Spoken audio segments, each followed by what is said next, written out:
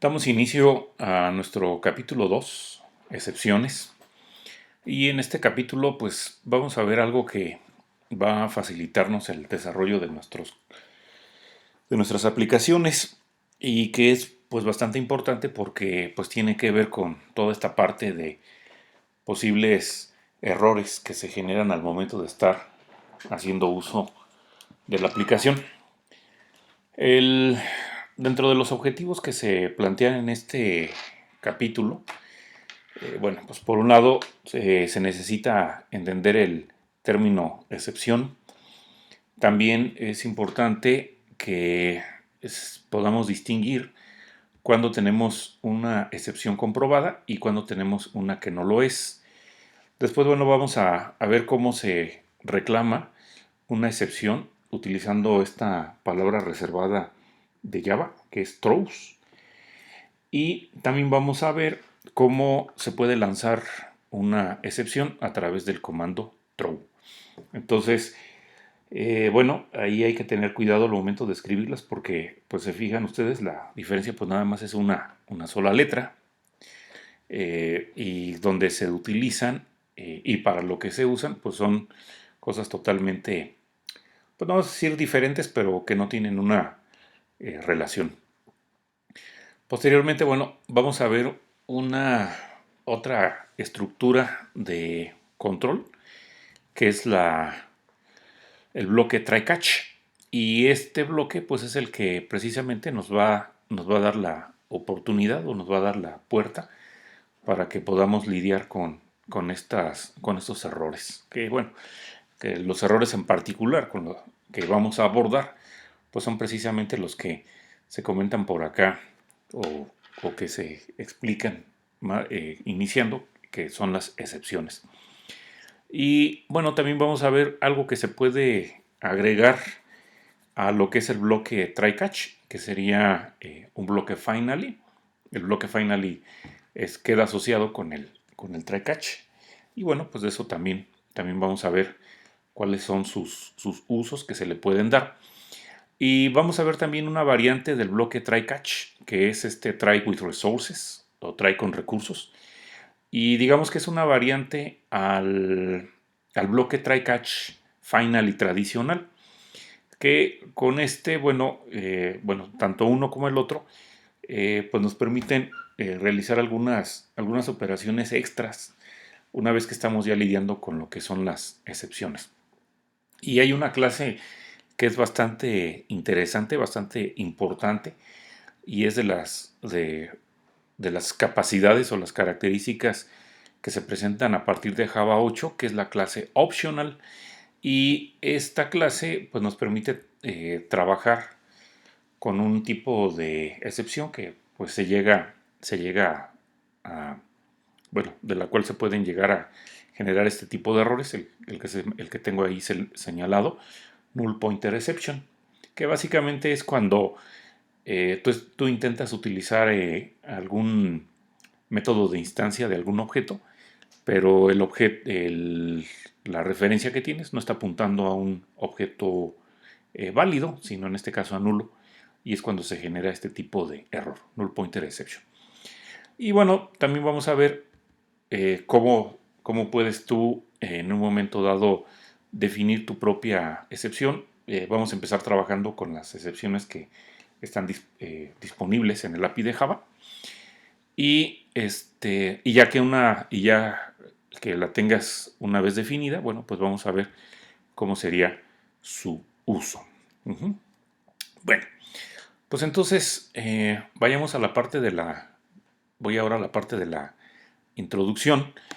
Y entonces en lo que es la introducción, eh, bueno, generalmente la manera como se han estado escribiendo los programas es suponiendo que pues no hay problemas y todo funciona como se espera. Es decir, los usuarios van a meter valores en el momento correcto y con el formato correcto, que los archivos nunca se van a dañar o corromper, que los índices que se están utilizando, por ejemplo, en un arreglo, son siempre válidos y bueno, podemos ahí seguir haciendo lista de deseos como si fuera carta a los Reyes Magos.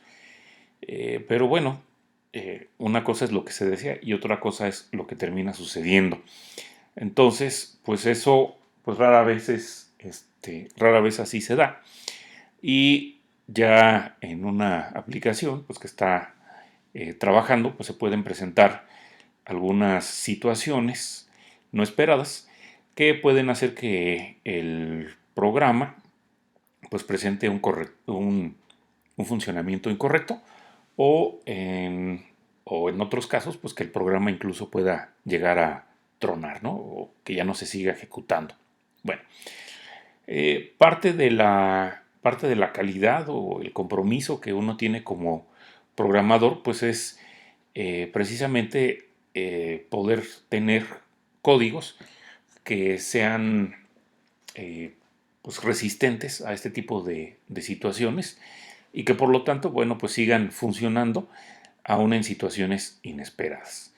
Eh, puede uno lograr esto, por ejemplo, incluyendo estructuras de selección, if, para que estén devolviendo algún indicador de error. Por ejemplo, no sé si alguien está tratando de utilizar un índice que no es válido, pues ahí podríamos utilizar una estructura de selección para, antes de intentar usar el índice, pues revisar que efectivamente está dentro del rango esperado. Y podría uno devolver pues algún valor lógico, un valor booleano, para indicar que tal operación pues presentó alguna falla, ¿no? Eh, pero en algunas circunstancias, bueno, este tipo de protección ante estas situaciones no deseables, pues resultan lo que termina aquí comentando, inadecuadas. Y por lo tanto, bueno, pues entonces debe uno de utilizar esta funcionalidad que tiene Java, que es el manejo de excepciones.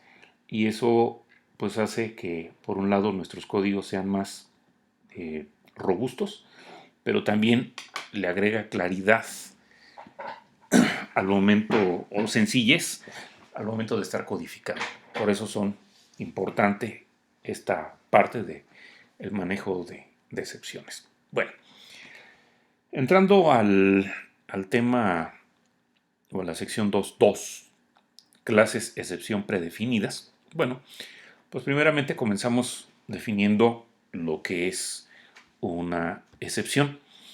Y entonces, pues la excepción va a ser un evento que se va a presentar al momento de estar ejecutando el programa. Y esta excepción puede causar que tu programa se comporte de manera poco confiable, digamos en el mejor de los casos. En otras situaciones el programa puede tronar simplemente. Y los eventos que en este caso pues vamos a describir, que habíamos comentado de utilizar un índice no válido, de ese estilo, pues van a estar dentro de esa categoría. Bueno, eh, cada tipo de evento te puede dar lugar a una excepción particular y por lo tanto pues tendremos una asociación con una clase excepción que está predefinida en Java. Recordar que, bueno, para Java, el rey en este caso es la clase. Por lo tanto, entonces todo se va a manejar, o una muy buena parte de las cosas se manejan mediante clases. Entonces, bueno, este tipo de evento, la excepción, pues no, también se maneja mediante esto, mediante una clase. Entonces, cuando sucede un evento determinado, lo que hace el entorno de ejecución de Java es determina cuál es la excepción que se ha producido y va a generar un objeto de la clase excepción que se determinó, ¿no? Y esto entonces, este proceso es a lo que se le conoce como lanzar una excepción. Es decir, la máquina virtual de Java una vez que surge este evento, va a buscar o va a indicar qué tipo es o qué tipo de clase excepción es la que le corresponde y posteriormente estaría lanzando la excepción, es decir, estaría generando pues un objeto. Bueno, entonces las clases excepción tienen nombres pues que buscan representar o indicar el tipo de excepción que ocurre. Entonces, por ejemplo, cuando se está trabajando con un arreglo y que tiene un índice no legal, pues entonces el tipo de, el, bueno, la clase de excepción que se estaría en este caso señalando o mandando, pues será esta, ¿no? Array Index Out of Bounds Exception. Bueno, eh, ahora, las clases excepción o de excepción van a derivarse de una clase base llamada Trueable. Entonces, esta es una clase que está dentro del paquete java.lang. Recuerden que en ese paquete pues, están las clases que son usadas con mayor frecuencia dentro de las aplicaciones. Por lo tanto, bueno, en el caso de que se requiera algo de ese paquete, pues no es necesario utilizar un import. Bueno, eh, luego las subclases de Trueable están pues en varios paquetes y hay una clasificación según el tipo de excepción, ¿no? Por ejemplo, una excepción asociada con un archivo dado que no se encuentra, pues su tipo de excepción será esta. Recuerda que cuál es el tipo de excepción que le corresponde, pues eso lo determina la máquina virtual de Java, al momento de estar ejecutando. Y la excepción, por ejemplo, que se asocia con un final de archivo que se ha alcanzado, pues es eh, end of file exception o E of exception.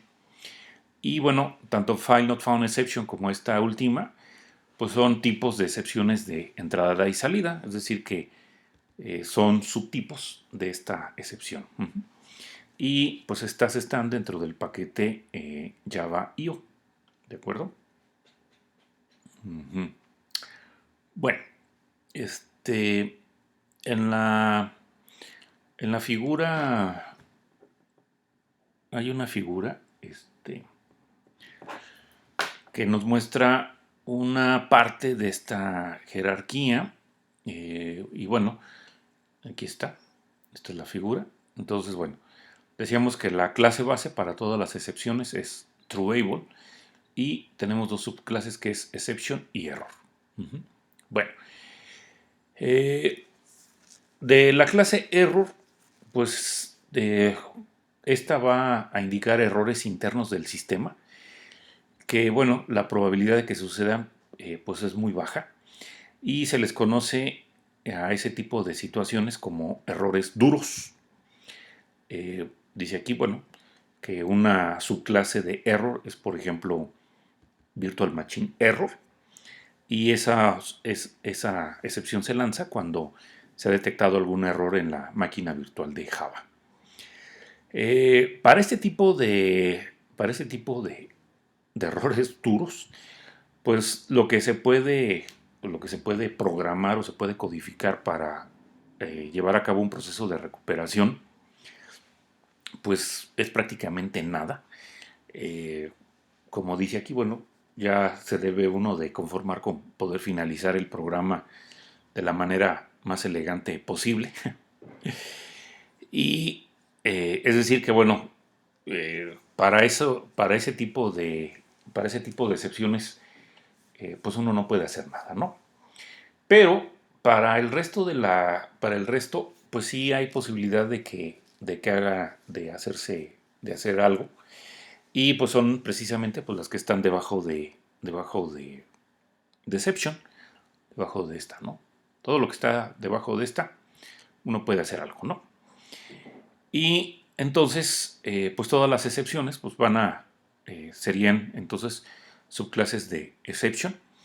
Y como te decía, bueno, en esta parte, o bueno, para esas, los programadores pues pueden tratarlas, ¿no?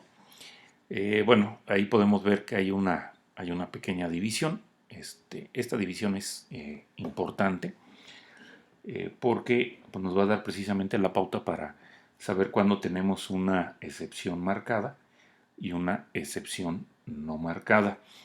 Y eso pues es importante cuando uno ya está programando porque resulta ser que eh, todas las excepciones que caen debajo de runtime exception, pues uno simplemente las podría ignorar, pero las otras, esas ya no las podría ignorar, como por ejemplo el file not found exception.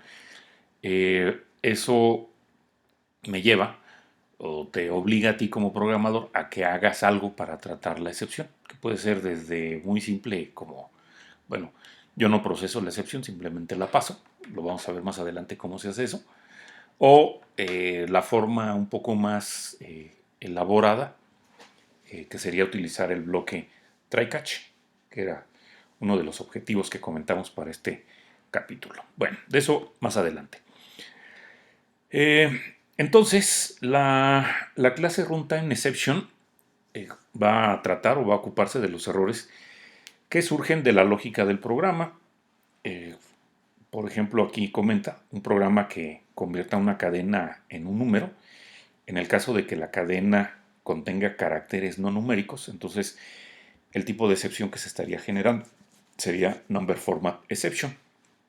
O en el caso de que se intente acceder a un arreglo o una matriz utilizando un índice ilegal, pues entonces lo que se estaría obteniendo sería esta excepción, array index out of bound exception, ¿de acuerdo? Ahora, la otra clase o subclase que se deriva de exception, dijimos que bueno, en este caso es IOException. Ahorita comentamos de la primera que era runtime exception, la que estaba acá del lado por la rama derecha. Y ahora respecto a IOException, bueno, va a ocuparse de los errores, como comenta aquí, pues de los errores externos. Y